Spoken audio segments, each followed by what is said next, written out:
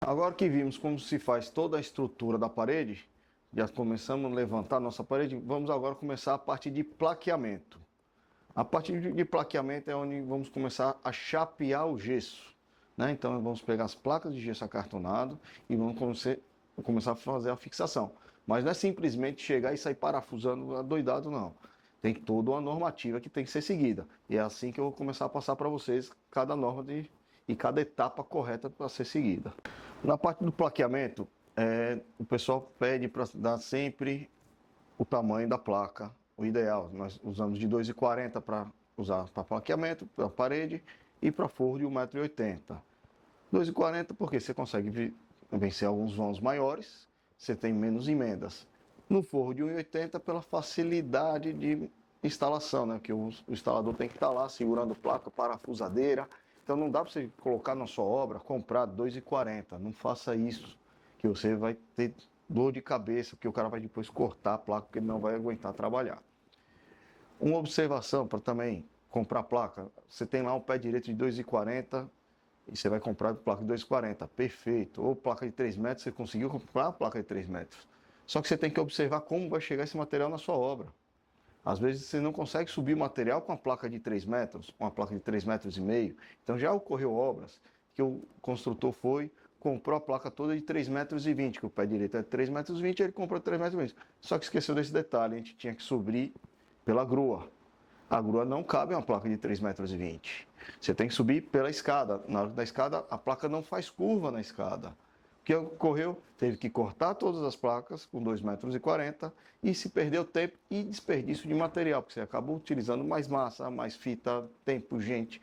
Então não é só olhar o seu, você tem que olhar o entorno. Então isso é muito importante na hora de fazer essa parte de plaqueamento, que há essa liberdade, né? Então vamos lá, vamos começar fazendo plaqueamento de parede. A parede, o ideal é o quê? Você deixar 10 milímetros afastada do chão, ou 1 centímetro. Como que a gente faz isso na prática? A gente pega o próprio pedaço de placa, corta e faz ela de calço. Então o montador vai, apoia esta placa no calço e sai fazendo esse parafusamento. Aí você vai ficar com 12 milímetros e meio, fica afastado do chão. Para que vai servir isso? Isso é muito importante. Alguns construtores e engenheiros que não entendem o sistema falam que ficou um buraco. Como é que ele vai preencher aquilo ali? Aquilo é para evitar o que? A umidade suba. Então você evita aquele efeito de capilaridade no seu sistema. Não sobe a umidade para o seu drywall. Então você precisa deixar isso aí e serve também como junta de dilatação. O sistema vai movimentar. Como preencher esse vão? Com a própria massa do drywall, que é uma massa elastomérica, e embaixo passa. Se já tiver um rodapé, não precisa, a própria cola do rodapé vai passar e vai passar na frente. Então essa é a intenção nossa aqui, é passar exatamente quais são as dificuldades que vocês vão estar atendendo na obra. Fez esse plaqueamento, subiu o plaqueamento, vai no chapeamento. Então no chapeamento a gente vai ter os parafusos a cada 30 centímetros. Como é que eu vou fiscalizar isso? Como o montador vai fazer isso? Ele não vai pegar trena toda hora e marcar. A própria parafusadeira, ela tem a medida dela, é mais ou menos 30 centímetros. Ele parafusa, ele coloca a parafusadeira e vem e vai fazendo esse manuseio. Então a distância da parafusadeira é o nosso molde, né? Para poder sair fazendo e colocando, parafusando. Então a cada 30 centímetros. Entre juntas de placa, você não faz parafusamentos paralelos. Faz eles intercalados, sempre dando eles na diagonal. Por quê?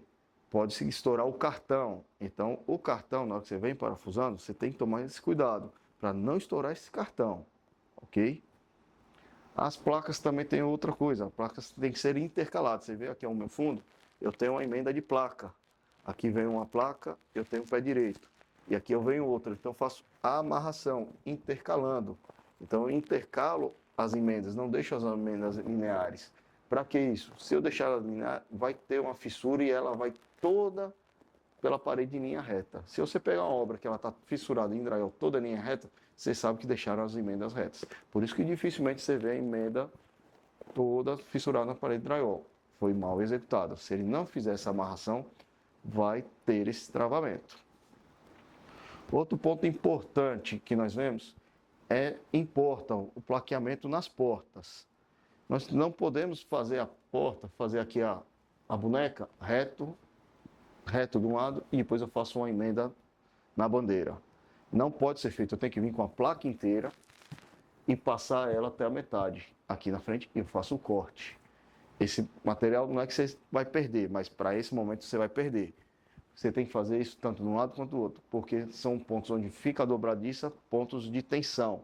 Se eu já deixar já um corte aqui, uma emenda, bem onde vai ter a força de atrito da dobradiça, bate porta, abre porta, fecha, vai trincar. Porque você já está com o sistema já com a abertura, ele vai trincar. Não tem massa nem fita que aguente. Então, isso é um ponto muito importante e acontece muito em aberturas de vão de porta. Deu trincamento, foi executado da forma errada. Então, observar sempre isso na hora do seu chapeamento. Nesses chapeamentos duplos, então a gente falou, então quando eu tenho um chapeamento duplo, para poder ter um isolamento acústico, isso é bem comum em acontecer, não é coisas atípicas, é bem comum hoje ter chapeamento duplo devido ao seu isolamento acústico. Eu não posso deixar uma emenda atrás da outra, eu preciso deixar transpassado.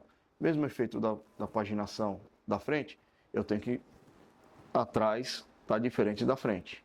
Para quê? Para dar um isolamento acústico maior e evitar uma patologia, porque eu posso ir transmitindo de trás para frente. Então, faço a amarração do sistema tanto na primeira face quanto na segunda face, amarrando a de trás.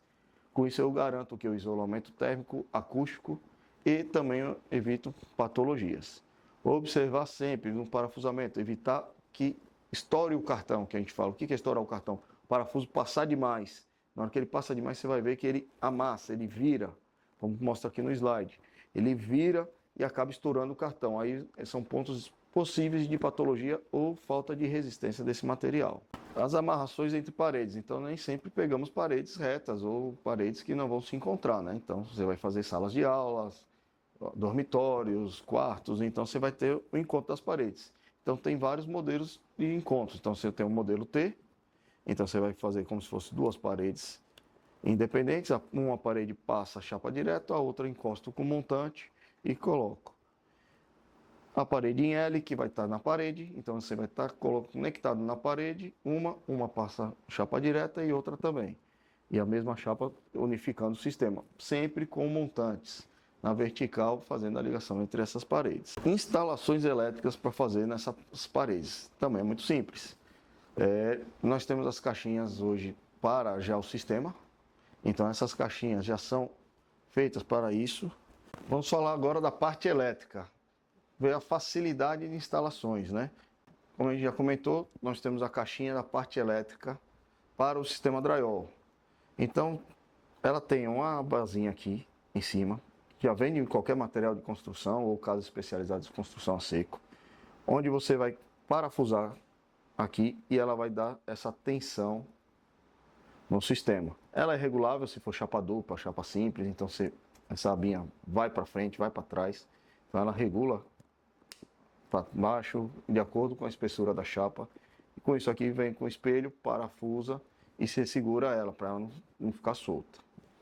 Ah, eu não tenho a caixinha, só comprei, meu mestre de obra comprou a caixinha elétrica da tradicional que eu tenho aqui no estoque. Vou perder? Não, não vai perder.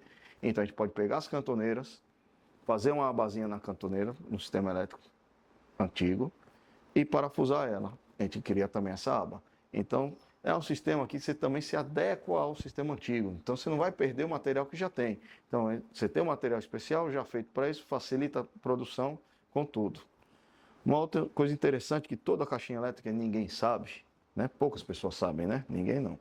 Eles têm uns pininhos aqui.